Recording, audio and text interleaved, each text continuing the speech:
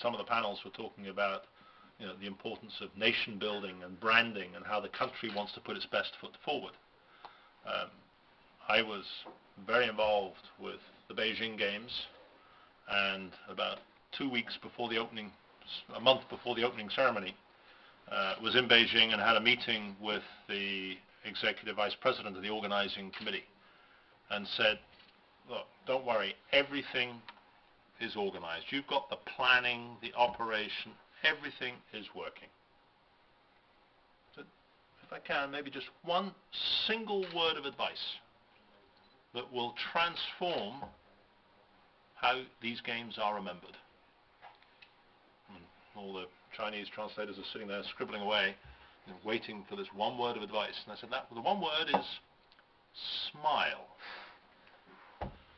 Because I've just tried to come into your office through mag and bag security, and it was the most frightening, intimidating experience I've ever seen.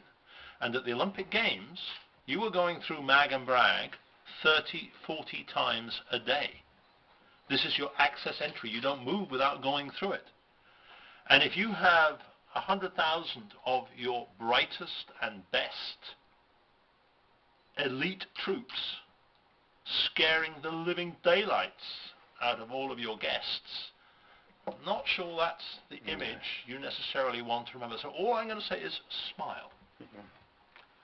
Next week, I had it fed back to me, 100,000 Chinese troops on the parade ground practicing to smile. And I came back a month later, and the executive vice president came straight up to me and said, notice anything different? And they were all smiling. You still had to go through the security, but they had trained their elite forces to smile, and it transformed image and everything. And what Rio is bound to see and should address more specifically.